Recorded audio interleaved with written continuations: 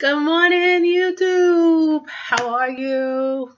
I hope everyone is feeling well because I know that you are blessed and highly favored. I know that you are well, whole, perfect, and complete. But I just pray that you feel good because there are times where we don't always feel good, and that's okay. So, I am in week number 8 post surgery from Baltimore. It was actually Towson, Maryland, GBMC. Dr. Bellows did my surgery, and that was on August 24th, 2015. Um, Stats, highest weight ever. I was over 300 pounds. And yeah, I did my hair. It's good. I'm going to get ready. It's getting ready to go back to curly because I'm going to I'm going to the gym. But I thought you guys would like to see it straight, before I get it all wet again. Okay, so anyway, highest weight ever was over 300. Highest weight this year was 264 pounds at the end of July when I came back from my 1 week vacation in a condo on the beach of Florida. And then surgery date, I was 250 pounds. And as of today, I am 229.8, give or take. Not much difference from last week. I had a really interesting, fun weekend, and I think I'm full of it, if you understand what I'm saying. Okay. So, and my first goal weight is to get under 220 because I haven't been under 220 in years. So this is a very touchy 8 pounds range, 8 to 9 pounds range that I'm in right now. I know that I'm about to do some serious work so I can release it. We'll talk about that in a minute. But that would be the first goal. Second goal is to be under 200 pounds, which I have not been since I was 21 years old. No, excuse me, since I was 18. Being under, okay. 170, 175, I could stay there for the rest of my life and be happy, okay? I don't have to go to the ideal weight of 145, which would be my final goal. I think anything smaller than that, I don't know how I would be because I have very broad shoulders. I mean, this is not fatty. This is broad. Stand up. All right. So, one of my favorite pants. Everything used to be a little snug last year. Since I got them, I can do the back. So I'm slimming down. I know I'm losing inches. I'm not concerned that the scale was less than a pound. I really don't care because I got to go down anyway. That's the journey I'm on. And like I've said from the beginning, every pound, every weight loss is connected with some thoughts I have about myself that I need to release. And I'm at this place, regardless of how I ate this weekend, I'm at this place where it's time to release some baggage. And in order to release some baggage, there's some spiritual work that I have to do. And the good thing about it, I was asked to do a meditation at church in a couple of weeks, which is really good, a healing meditation. Healing is my background. Healing is, I have a doctoral divinity, and that's what I did my dissertation in, and my study is around healing. I personally believe that Jesus, when he was 13, those years, 13 to 30, he went around the world studying energy and healing and, really evolving into who he is and who he is showing us to be a way shower so that we can do the same thing. So anyway, if you know anything about the Jewish culture, at 13, the boys start to study. They get down. I mean, like Paul was astute. That's where you get the Pharisees and the Sadducees, and they study. Now, women at that time, no, they get married at 13 or so. So a man doesn't get married until 30 in the Jewish culture, and he'll marry a young woman who's considered a virgin because she's a young woman, not because she has hymen hasn't been broken. But that's a whole nother study. So when I realized that I had the gift of healing in my hands, um, I'm geeky. I want to know why. I'm not going to just sit there because, because the anointing fell and that's it. That's not, God never told me to leave my brain at the door. So I had to begin to study and understand energy and how we are all energy. And at that smallest level, or that atomic level, what makes that atom move is the energy, which some people call God, prana, chi. It's that life force. And when I began to understand that, I began to become more enlightened and understanding who I am in this big scheme of things, you know, and also what my purpose is and what I'm supposed to be doing. And so it's been an awesome experience, an awesome journey. So going back to what I said earlier about 228, I have hit 228, even got down to 225, but bounced back and forth, okay, for 26 years. What happens is whatever the daily stresses or life stresses that are going on, I'll go back up and then I'll release it and come back down. But some thought process happened at 21 when I first got married that I'm working with. Do I have an answer about those thought processes and what they were that have me kind of bound at that 228, that won't let me go? I don't have it yet. I hope that I'll have it next week to tell you. But the one thing that I do know is in order for me to get it, I have got to go into prayer and meditation. I've got to go on my face and as we say, seek the face of God, seek the voice of God, seek deep within me what it is that I need to release. That one word that will just free me. So, I mean, I was excited about all the weight loss I've lost since the summer, but I mean, I've been on Weight Watchers and I've gone down 20, 30 pounds. I can do that. This is nice and this is great and I feel good. I really like how I feel it this way. But it's not ideal. And I don't even want to be comfortable at this weight because I've been here before. I know what this feels like. I know there's a comfort level that I need to really, really, and this is what everybody's got to do. I truly believe it. This is everyone's healing process. If every pound is a thought and a feeling congealed and solidified in the body, that's a lot of work. You ever have a garden where you got to pull out the weeds and you got to do it regularly and don't let it rain a lot because the weeds keep coming, they keep coming back. They never stop. Neither do thoughts. Thoughts just keep coming and coming and coming and every now and then we say, "Oh, I like that thought," or "I don't like the thought, but I vibe with the thought." So, bam, I put a feeling with it. And it's not the truth of who we are. I mean, what I'm expressing in this excess weight is not the truth of the being of who I really am. First of all, I'm not my body. I'm not even the circumstances that I've experienced or called to my existence. I am spirit first, clothed in a soul, expressing in a body. Do you know why I keep repeating that? It's not for y'all, but it's for me that I am spirit first, clothed in a soul, expressing in a body. To be here right now is because I had to say that mantra over and over again because it is the truth. But do I always feel that way? Do I always feel like that I am spirit, that I am God of my life, and that's who I am? No. There are mornings I wake up and I feel like I'm body first. I was taught that. I mean, I'm 46. It's been years of unwinding that I am body first. That I'm not my circumstance. That I'm not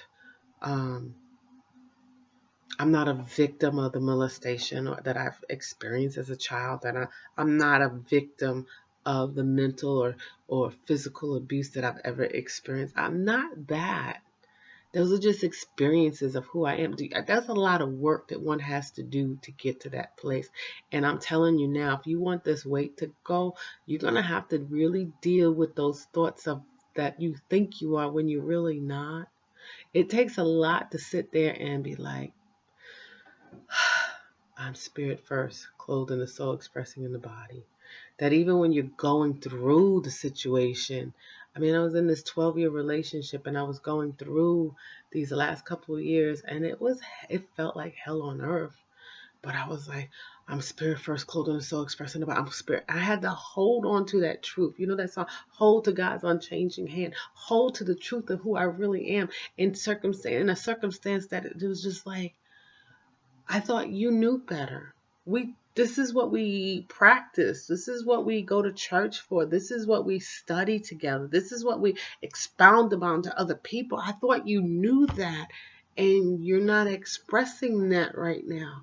And what you're expressing is so contradictory. But no matter what you're expressing, I still have to stand firm in that I am spirit first, clothed in the soul, expressing in the body. And the reason why I gained the weight was because I'm trying to hold on to that thought, but it hurts so bad. It hurts so bad. The pain of why it wasn't even physical pain, it's not mental pain when you're like, wait a minute, this doesn't feel right. What is wrong? Something is not right. And it's going against what I believe that in my true self, you know. And so we have to get through that. And I think as I'm talking about it, because sometimes I got to talk it out, I know that, and I'm feeling really good overall. Everything is fine, but those are things that I'm going to have to massage out. As a massage therapist, you know, you get those kinks in the muscles and you're going to massage them out. I got some things that I need to massage out. Yes,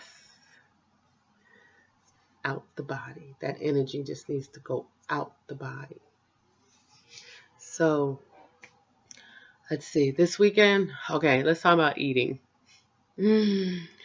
I went to a couple of parties. Yeah. And I found out, okay.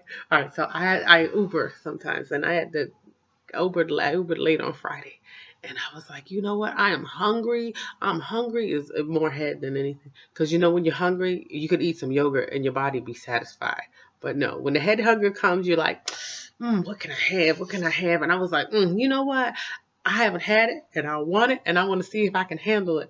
I wanted a chicken box with French fries, and if anybody know about some mambo sauce, whoa, what you talking about? Okay, so I went and got me a chicken box with mambo sauce. I ate like almost 2 wings and a few French fries, the mambo sauce. I mean, it tastes just like it tasted before.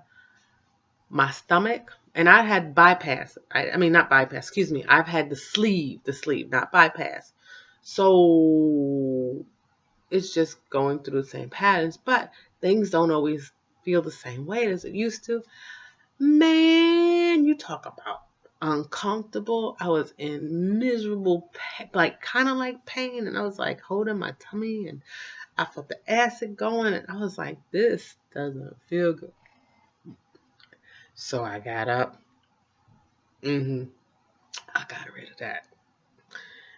I got rid of most of it. I didn't get rid of all of it, but I got rid of most of it so I could be comfortable. And it wasn't like if you were to take the food and put it on a plate, it wasn't that it was too much food. It was the type of food. And think about it. When you talking about chicken box, you're talking about dead food. There ain't no life in it. And that's not whole food, what they be talking about, where you just grab the food, stir fry it real quick, and then put it in your mouth. No. I don't know how many times they fried that chicken so that it could stay fried chicken. I mean, it was already dead. And I made the choice to put something dead in my system. And my system was like, hell no, get it out of me now. And so I was like, all right. So I got rid of that. And I was like, all right, well, maybe one day I will. But it's not like I need to have a chicken box. I need to have a piece of fried chicken. No. So didn't feel well. So the next day I went to a party, and in general, I ate well. I did bring some hot wings from Food Lion, and I had to taste it. So I tasted a flat one. And after I ate it, I didn't get sick, but I could tell the bubbling in the stomach. Like, if I eat any more, it's going to be it. So, um, yeah. And I didn't get enough water in this weekend. I can tell you that now. I can always tell when I don't get enough water in because it feels like a little burn when I urinate. So I already know besides the fact that it looks dark.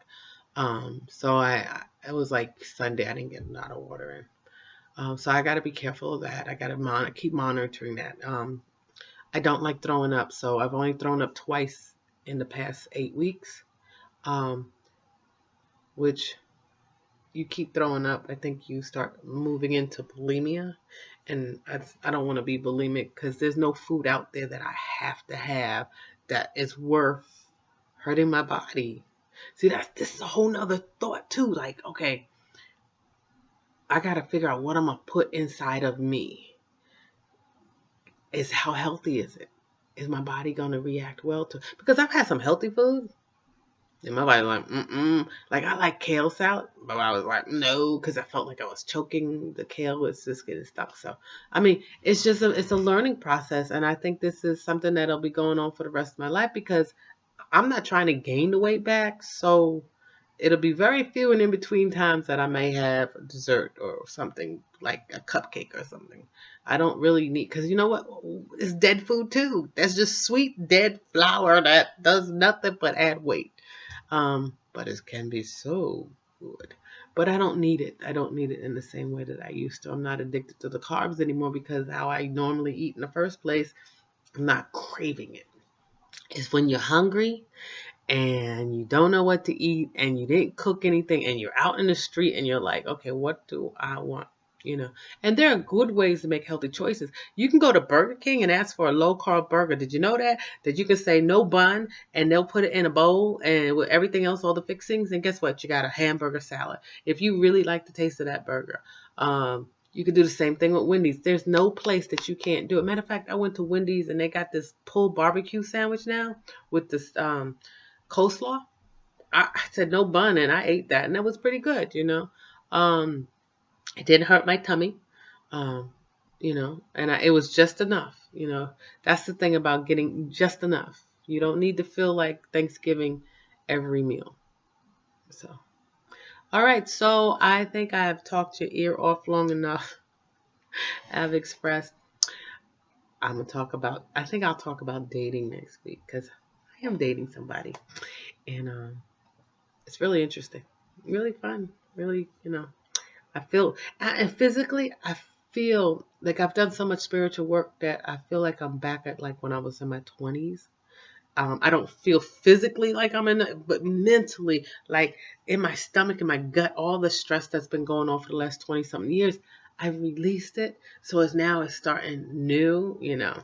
So I'm excited. And which would make sense. Remember in the beginning when I said that, you know, I keep coming down to this spot, but I can't get past it. Well, you know, I was 21, 22 when I gained all the weight that I went up so high. And I was 18 years old when I started getting to the 200 mark. So it would make sense that this 228 to the 200 is some serious work I got to do that I've never had to touch upon. You know, life was happening so much, I didn't have time for it. I put it on the back burner. So I just hope and pray that these videos help you. You can always ask questions. You can always subscribe. There's nothing's off. I'll tell you whatever. I'm an open book like that. There ain't no shame in my game. And if it's gonna help you and take you to the next level and help you to unfold like that beautiful flower that you are, then I'm all for it. Because that's what we're all about. It's about our journey. Well, I love you. I bless you. Namaste. I behold the divinity that's in all of you. Mwah. Bye-bye.